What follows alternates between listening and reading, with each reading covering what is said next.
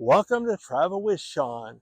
I'm Sean, and today we're at the University of Wisconsin in Madison, Wisconsin, USA. I want to talk to you about how I met my wife here and how she escaped from communist China during a tense time in their history.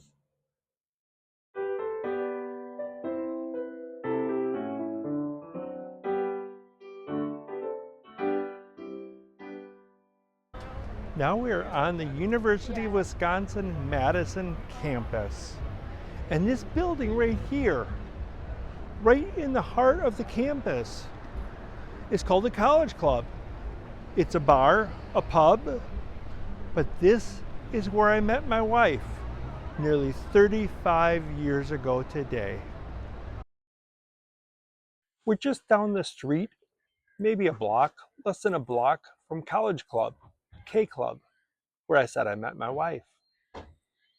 We're at the Memorial Union, more specifically, Memorial Union Terrace. Memorial Union was named in memory of the students and faculty of the University of Wisconsin who fought and died in World War I. It's a place to have a bite to eat, have a cup of coffee, maybe a beer. It's a place for people to sit together and chat, maybe to study outside, or sit here and enjoy the views of Lake Mendota. This is one of two student union buildings on the university campus. The other one is called Union South, being on the south side of the campus, as opposed to this one being on the north side of the campus. When I got out of the U.S. Army in 1989, I enrolled at the University of Wisconsin Madison campus to study social work. I also wanted to take a foreign language. I had studied Spanish in high school and wanted to continue studying that. But the class that I wanted to take that worked out best for me didn't fit my schedule because freshmen were the last ones to register for classes. I ended up taking a class in Portuguese. And I learned about a Portuguese conversation group held at the College Club on campus. So I went there to practice. And in December of 1989, the last group meeting before winter break, there weren't many people there. And those that were speaking far too advanced for me. I couldn't understand. I didn't want to slow them down to help me along. So I looked around the room for someone to practice with. And that is when I met this Asian girl. I saw an Asian girl sitting in the corner. In my limited Portuguese, I went up and asked her if she spoke Portuguese, if she was part of this group. She acknowledged she was and agreed to practice with me. That was my wife. That's how we met. I said it was December and it was evening time, so it was already dark outside. And being winter, it was cold and snowy. So I chose to drive to College Club and I parked in the parking ramp nearby, a block away. As I'm having a conversation with this girl, now my wife, she came around to asking me if I had a car. It was my first car, and I was proud of that. Then she wanted to know where I parked, if I drove there and where I parked. I explained that, and she felt comfortable enough to take a risk to ask me for a ride. Now, I said it was cold, dark, and snowy, so it would have been a long walk. Without that, it would have been close to half an hour walk. But in those conditions, it would have been longer and uncomfortable. So she asked for a ride. I agreed, but as we were approaching Union South, she asked me to stop and let her out. I didn't know what was wrong, and I asked her why. She said she lived nearby and she could walk home from there. Well, I knew it was uncomfortable out, which is, as I said, why I drove. And I'm a gentleman. I didn't want to let her walk in these conditions. And we were almost to where I lived.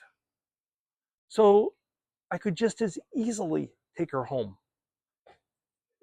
When we got in front of Union South, she pointed at the street and said, "That's where I live." Well, I said, "I live there too." She thought I was making it up, of course.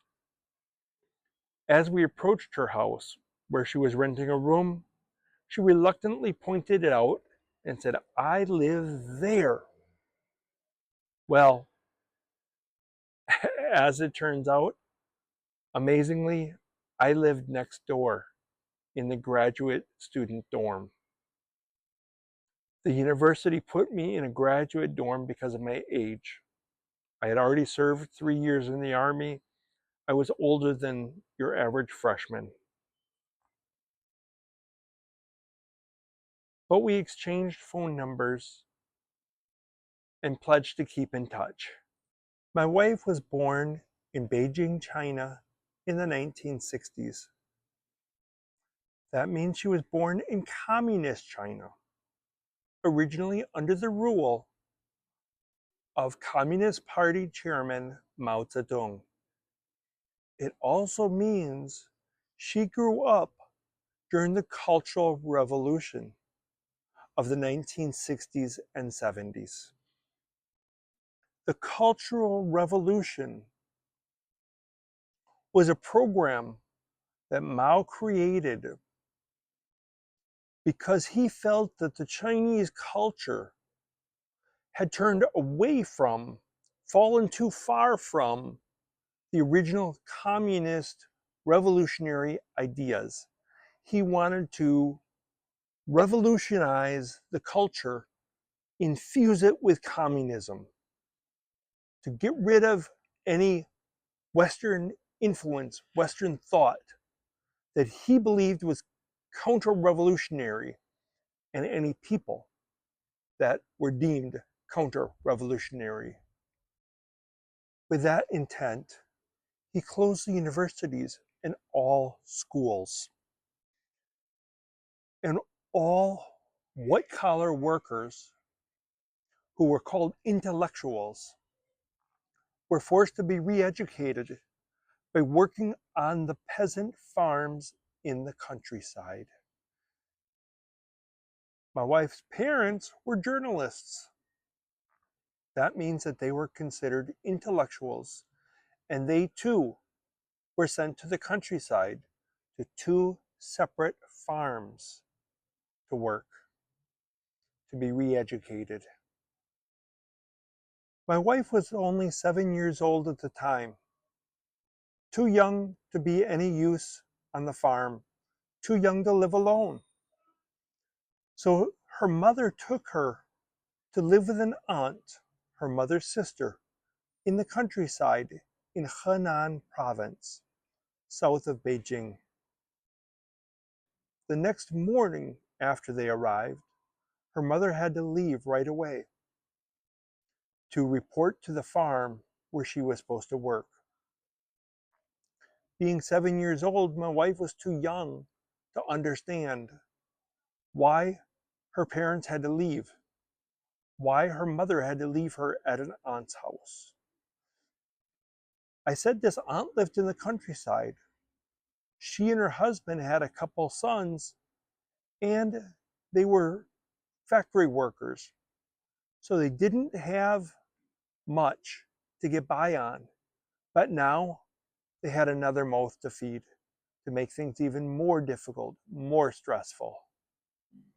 It was several years before my wife was reunited with her family. She was already a teenager. The Cultural Revolution ended when Chairman Mao died in 1976. The schools and universities reopened. Professors and other teachers went back to work. One thing that was the same was that the government-owned universities resumed offering a free college education for select students. The way they determined which students would be selected for a free college education was they had to take an exam. Those students who passed the exam were offered a 4-year scholarship at a university. Here's the catch. They didn't get to choose what they wanted to study. Yes, they wrote on their exam what their preferences were for what to study and where to study. That did not play a significant role in the government's decision-making process. Number one consideration was the government's needs. My wife was offered to study Portuguese at the Beijing Foreign Language Institute. The location was her choice, and it was convenient for her, but the language was not. She preferred English or German or even Spanish. But Portugal had a colony on mainland China called Macau. So their language there was Portuguese. Also, the Communist government of China had a close relationship with the Communist government of Mozambique in Africa, and their official language was Portuguese. So my wife had no choice. It was take it or leave it. If she wanted to realize her dream of going to college, attending university, and earning a degree, it had to be in Portuguese. So she accepted. After my wife completed her studies and earned her degree, the government gave her a job at the official news agency, Xinhua. And there she met, or was actually reunited with someone she met in college. This friend recommended her to go to America. If you ever get a chance to go to America, do it. She knew the only way would be as a student studying Portuguese. She applied to the University of Wisconsin and was accepted here at the University of Wisconsin Madison campus as a graduate student in Portuguese and was given a full scholarship. This meant she needed to get a student visa to the United States. She was required to take her passport and her application to the US Embassy in Beijing. Many people wanted to go to the US, so she waited in line most of the day before she could finally get in. She was approved for a student visa and was told to leave your passport. Come back in a week to pick it up. Okay, she didn't see a problem with that. But this was June 3rd, 1989. For those of you who don't understand the significance of that date, let me tell you. For months, students in Beijing had been leading pro-democracy demonstrations on the Tiananmen Square, right in front of the People's Congress. It became a problem when a representative of the Soviet Union was coming to visit. So the government wanted to clear the students out of there. and they believed the only way was with a show of force.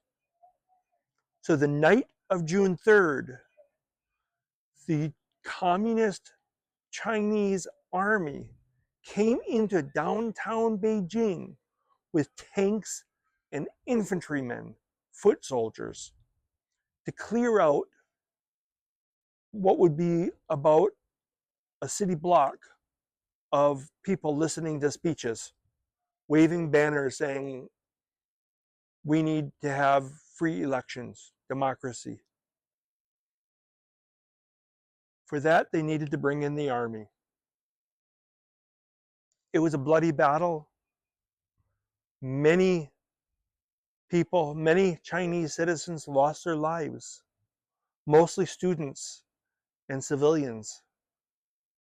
Yes, some fought back, managed to get weapons away from the soldiers and fought back. Some managed to escape.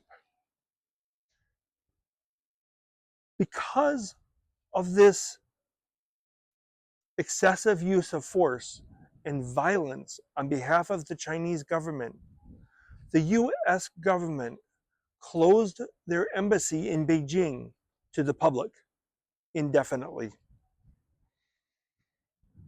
Operations still took place within the walls of the embassy, but the general public was no longer allowed there. Not for any business.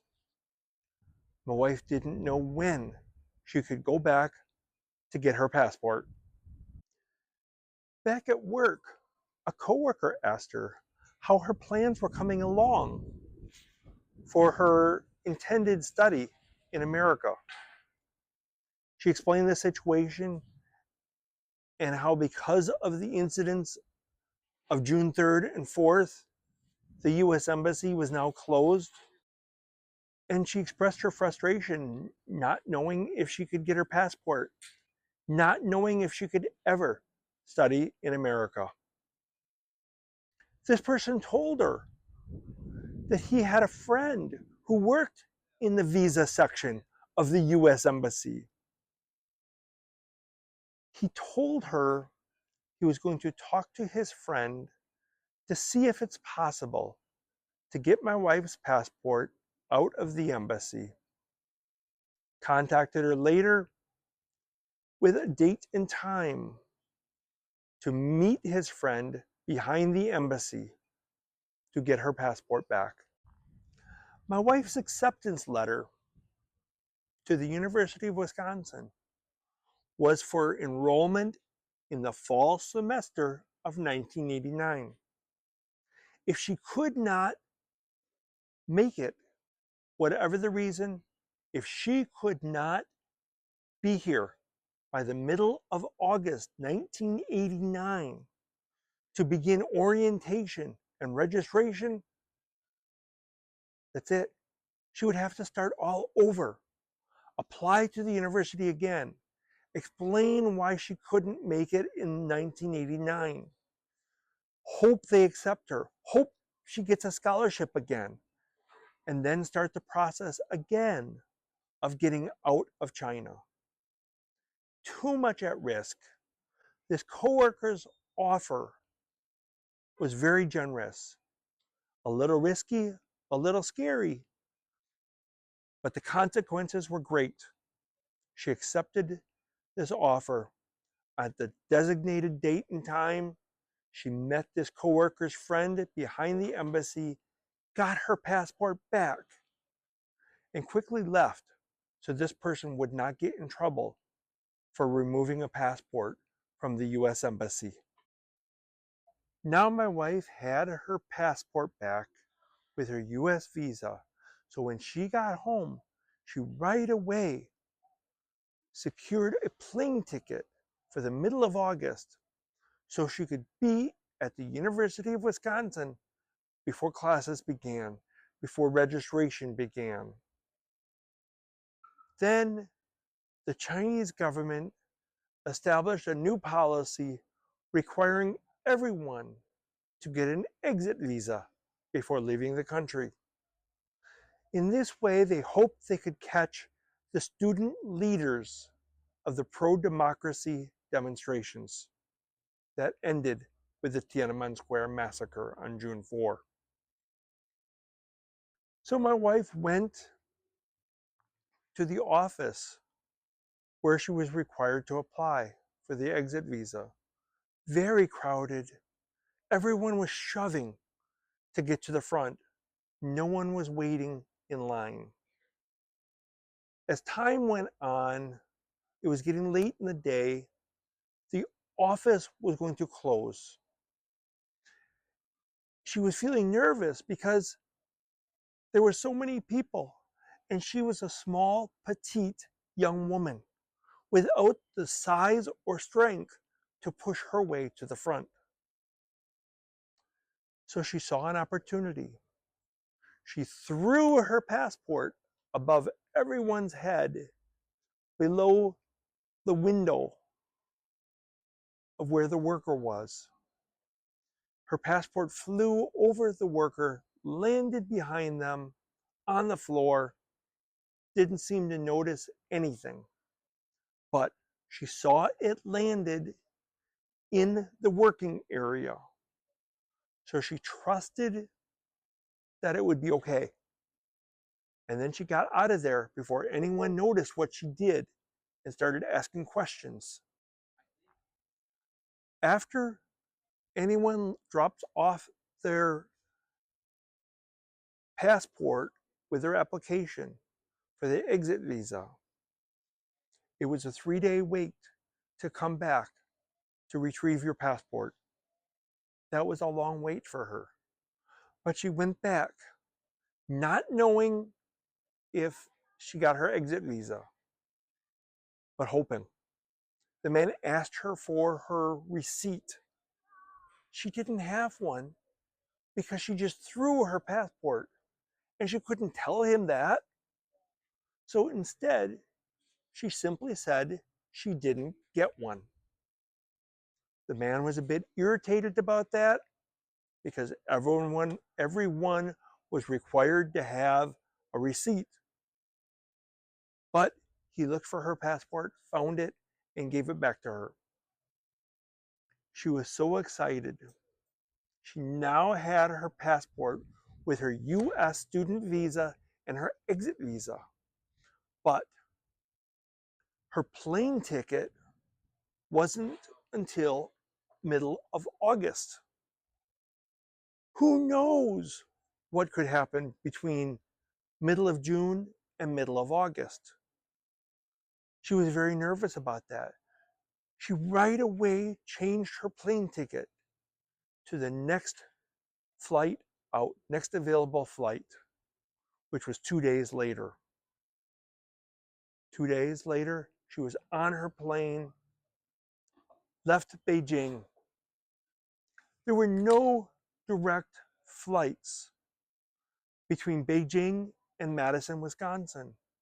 There were no direct flights between Beijing and the Chicago O'Hare Airport or anywhere around Chicago or Wisconsin. She had to change planes in New York City with an overnight stay in New York. On the airplane, she met another young woman heading to the US as a student. This young woman told her she heard that there are Chinese people living in New York who sometimes rent out rooms in their apartment for travelers who are stuck in New York overnight. They decided they would try that because they were landing at LaGuardia Airport. And the next morning, their flight out was at the JFK Airport. After they arrived at LaGuardia Airport, they were approached by a young Chinese man speaking their language, Mandarin Chinese. He asked if they needed a room for the night.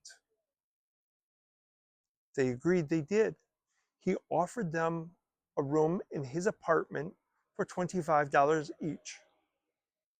And he would take them there and then take them to the airport in the morning. They knew this would be dangerous. Yes, it's dangerous for any young woman to travel alone with a young man that they don't know, with a stranger, let alone go to his home. Even more dangerous to go alone to his home, even the two of them together. But they were desperate. They agreed to do this, take the risk. They were fine all night. The next morning, he took them to JFK Airport, as he promised, and went his way. That is also where these two young women parted ways. My wife went on to her flight to Madison. On this airplane, an Asian man sat next to her, and turns out he also spoke Mandarin Chinese. He lived in Madison, Wisconsin. Asked why she was going there. She said she was a student. She was going to study at the University of Wisconsin. Wonderful.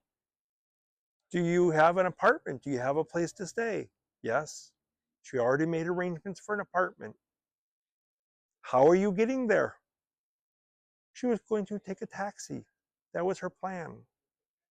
He shared with her that the airport in Madison is small. Taxis don't sit there waiting for customers. You have to go to a payphone, call a taxi company, and ask them to send a car to pick you up and where you're going. She didn't know how to find a payphone. She didn't know how to use the payphone. She didn't know if she could say all that in English. She was very nervous about this, but he offered to give her a ride. His car was parked at the airport. Again, dangerous move. But she was desperate and she felt that she could trust him. She felt she was going to be okay. When they landed, he took her to her apartment, dropped her off. After she got to her apartment building, she checked in with management, got her keys, went to her apartment, and that's when it hit her. I made it. I'm really here. After all she'd been through, she finally made it to America. But she's also thousands of miles away from her parents. Didn't know when she would be back to China, if ever. When would she see them again? She wanted to call them, let them know that she made it okay. But she knew that would be costly, it would be expensive. She only had $1,000. That was the most that anyone was allowed to take out of China. And she already spent some of it. She didn't feel she could afford to make the phone call. So she sat down and wrote them a letter. She said, God is watching out over me. He sent his angels to protect me and guide me every step of the way. This was now late June. Like I said, she had 2 more months and she felt she should get a job to make some money. She learned that was possible on campus. Union South was only a block or so away. So she walked there and got a job in housekeeping in their rooms that they rent out for people. She was going to make $4 per hour. This was a lot of money because after earning her degree and starting her job at the government-run news agency in China, she was earning the equivalent of $7 per month. Now she would earn $4 per hour. For the first couple months after we met at Bachipapu at the college club on campus, it was very cold. Sometimes I would go over to her house to visit her. I called her every now and then. I went over there on Valentine's Day in 1990. I gave her a Valentine card, first one she ever received, and I asked her out for the first time. I wanted to take her out for dinner. She asked if we could go to KFC.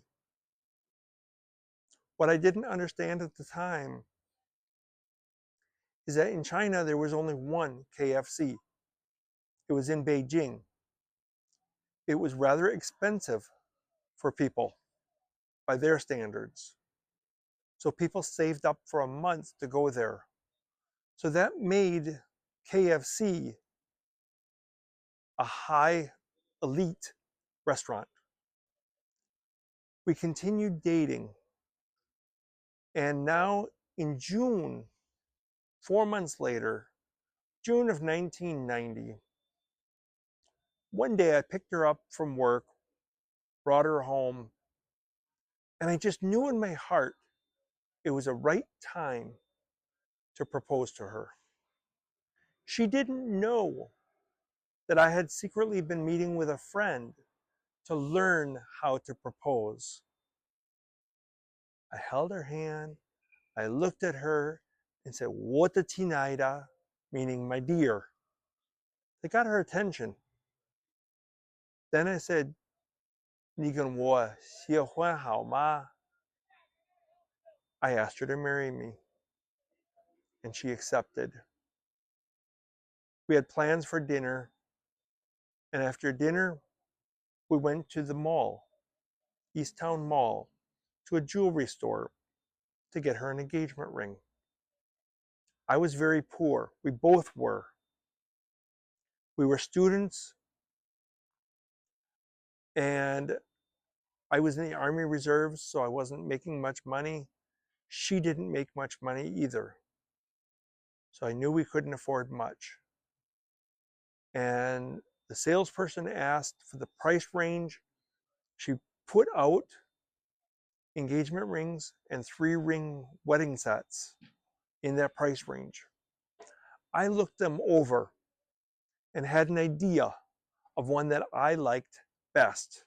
It was a 3-ring wedding set.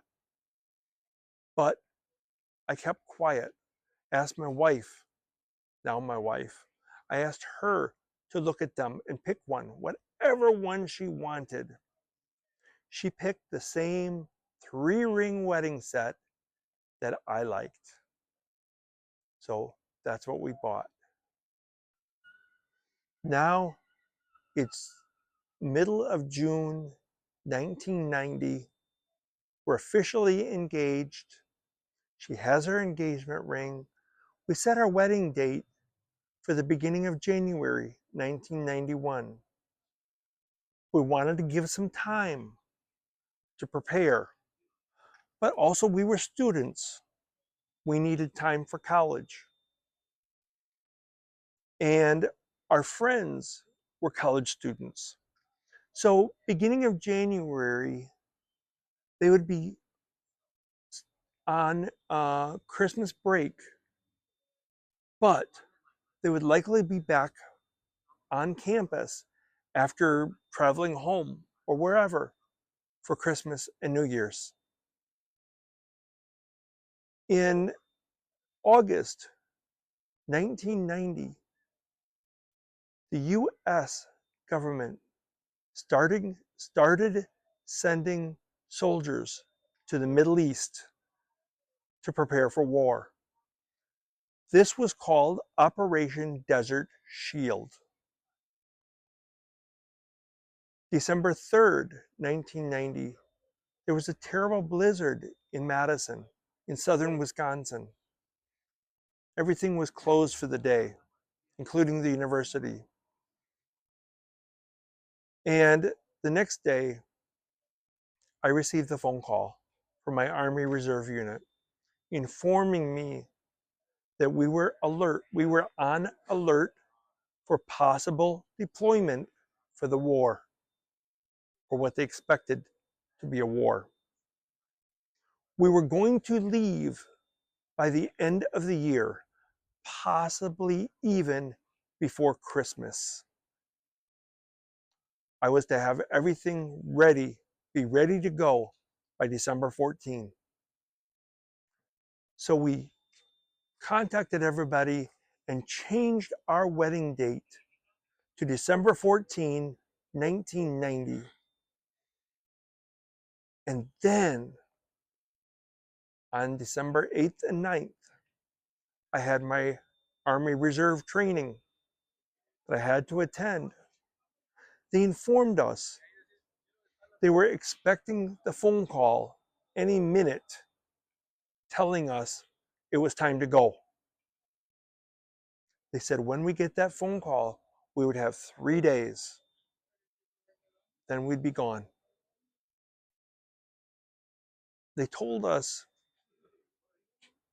to be ready immediately. The next day, December 10, was a Monday, and that was when we could pick up our marriage license. So we agreed we would get married that evening. Even though this was 1 week after the blizzard, and a lot of things that were supposed to happen on December 3rd got rescheduled to December 10, we still had 70 people show up with a phone call the day before saying, "We're getting married tomorrow. You want to come?" We still had 70. My wife's parents could not make it. One, it was too short of notice, but also they couldn't afford a plane ticket from China to fly out to America and back. And didn't know if they could even get out of the country. That was very challenging back then. My father couldn't make it to the wedding because he had severe emphysema. He could barely stand for a short time. He couldn't walk. After the wedding, it was still a month later before I deployed for the war, what then was called Operation Desert Storm. Thankfully, I was not sent to the Middle East. Instead, I was sent to Germany. I was gone until April 30th of 1990. We gradually got back to our normal life. I returned to my studies, finished my bachelor's degree in social work, earned a master's degree in social work, accepted a commission as an officer in the U.S. Air Force. Moving up, this is now 1994 when I became an officer in the Air Force. And it was November of 1994 that I had to report to the base in South Dakota. Of course, my wife was coming with me, along with my father-in-law and our little baby. But by this time, my wife had been a permanent resident of the U.S. long enough that she was eligible to take the citizenship exam. So she scheduled her exam in November, and we decided we were going to leave for South Dakota right after the exam. After her exam, the immigration officer came out, told us she passed, and started telling us the procedure, how she would receive a letter in the mail telling her when to report to the U.S. court to take her oath of citizenship. I explained to him that I was in the military and we were on our way to our base in South Dakota. And we were leaving as soon as we were finished there. He thanked me for my service, saw we had our little baby with us, and understood our plight. So he made arrangements for my wife to take her oath of citizenship right there, right then. So my wife became a U.S. citizen in November 1994, and we drove out to our base in South Dakota. After years of hard work and persistence, my wife and I have both been able to retire early. Looking back, I believe that my wife has been a success in life. I believe her story is a success story of the American dream. I believe anyone can achieve the American dream with persistence and dedication and hard work. You don't have to be wealthy. You don't have to have connections. Just be an ordinary person with a goal to succeed. But what is your definition of success? Everyone has a different definition. People have different ideas of the American dream. Leave me a comment. Let me know what your idea of the American dream is. How do you perceive success? I look forward to your comments and learning how you define success and the American dream. Thank you for watching. Thank you for traveling along with me. As always, I appreciate your support. Until next time, bye-bye.